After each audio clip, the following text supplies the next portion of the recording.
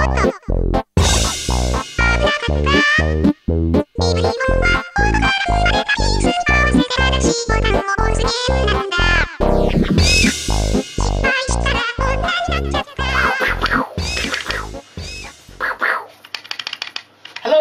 and welcome to episode 9 of Sock Puppet Games.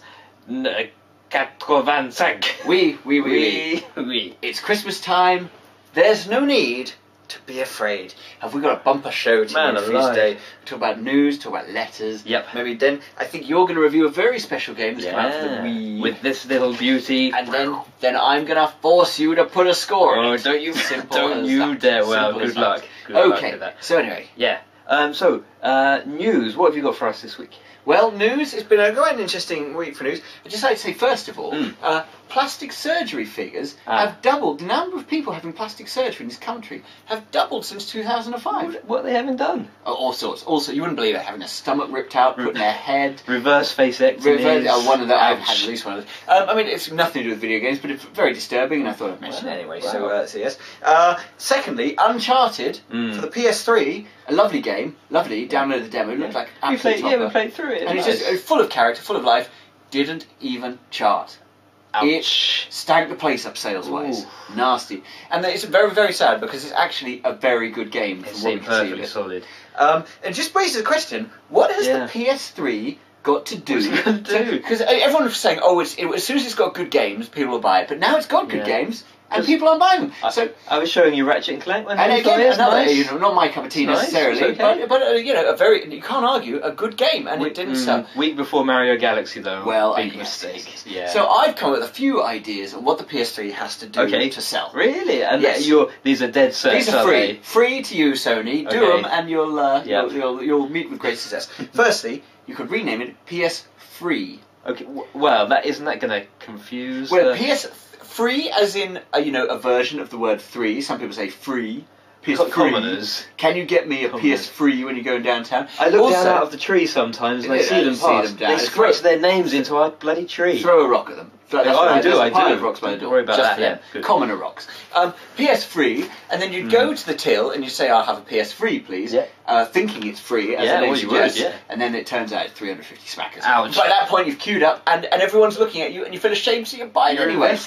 Secondly, apples. I think we can all agree, apples are rubbish. What, the fruit or the fruit? Not the Mac. We love the Mac. They're high maintenance. They're rubbish. They're rubbish. And whenever you bite into them, you worry your teeth are coming out nasty, and you pull away the apple, and there are your little teeth. I call them green shiny scumbags. I call them the grenade of the fruit world. However, if I was to say to you, toffee apple, you think, see, sign me up. I'm thinking, cover the PS3 in toffee, maybe put on a jaunty little stick on the bottom so you can hold it, and you say, PS3s, I don't want any of them, they're rubbish. Toffee PSPs, PS3s, I'll have 100 of them, and 1,000. There's a nice kind of duck hunt, carnival concession vibe with the toffee. PS3, the crunchy toffee snack, that's also a very powerful games machine without backwards compatibility. Sold to you by gypsies down the local park. Lovely. So that's news, and I believe that's all I can think. I've just had another idea. Dragons, we all love dragons. Oh, I love a dragon. Can you imagine a game that would let you tilt a controller to fly a tilty, dragon? That would Dragon War game. I'm certain that I'm going to make a pronouncement. I'm certain that a game that allowed you to fly a dragon with tilty, twisty control, that would sell, I'm saying, 8 gajillion copies. At least, as long as the dragon was very responsive. They'd never make a game like that. They'd never make one like that. Technically impossible. I'm saying it's impossible, and they wouldn't do it. They don't have the cojones. If I were making that game, I'd call it Ultimate Dragon Flight. I'd call it Twisty Dragon Affair. A nasty Dragon business. Attack. Anyway. Letters. How are the letters going? Now, each and every week, there's some dreaded this moment. Here we go. Woke up at 4 in the morning and thought, I'm going to have to tell him what happened to the letters. This week, I promise you, set up with the best of intentions, I put the letters in a sturdy briefcase and I padlocked it to my wrist. So far, so good. Yeah. But you know my new neighbour? I've got a new neighbour, everyone. Big trouble. He's an elderly gentleman, wild, white hair, crazy, wears a lab coat all the time, always ducking out of his house followed by clouds of noxious green gas, waving them away from his face and everything, simple as you like.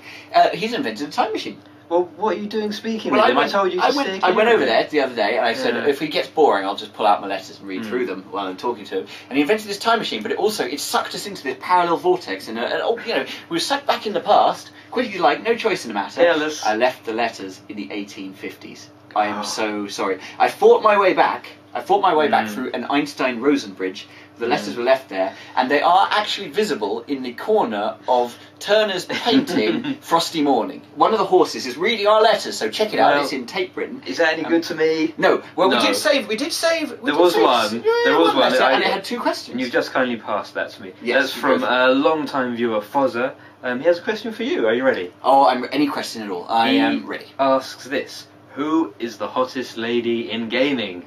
What do you say? Have a think.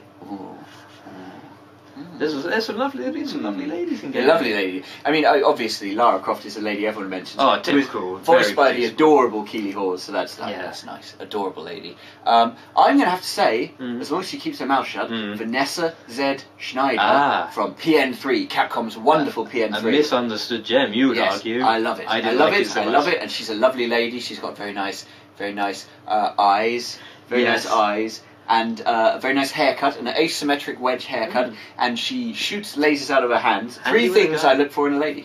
When she opens her mouth, not a very nice German accent, but she's my top tip. Vanessa Z. Schneider. You take this sock. Oh, sorry, carried away.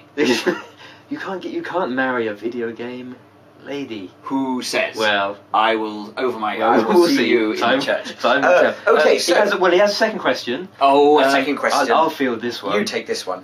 He says, "Dear Sock Puppet Gaming, where can I get a print cartridge for my Game Boy printer?" You can't do it. It's Fozzer shows what you know. Yes, it doesn't have print ink cartridges. It has like a heat-sensitive paper system. I've got loads, and he can't have any because he's misunderstood. Yeah, if you want to come up our tree, but I warn you, we've got stones for commoners. Man, we're going to stick you up.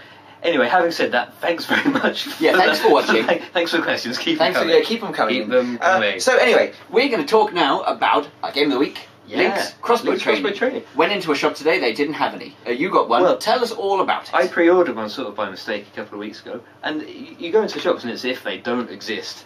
But I found one, and it's good. We had a little go on it earlier, didn't we? Well, Nintendo of Europe not publicising their games, probably. Yeah.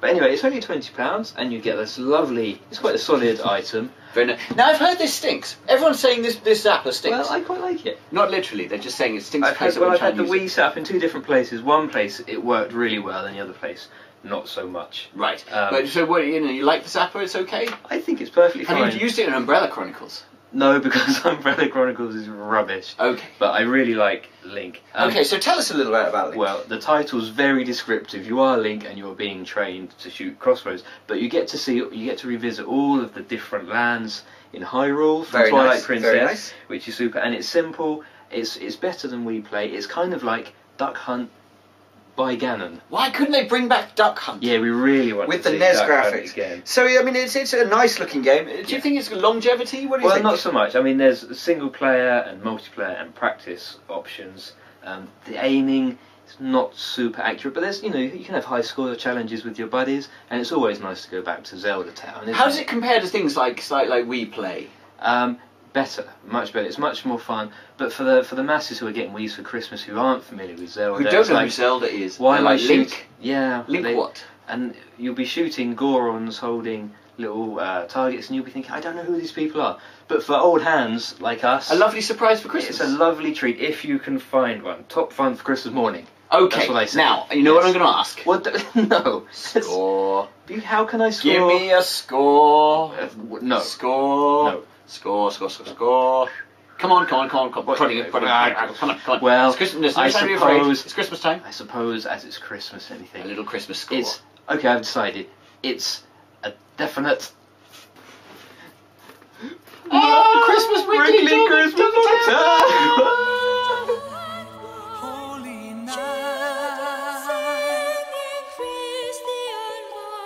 With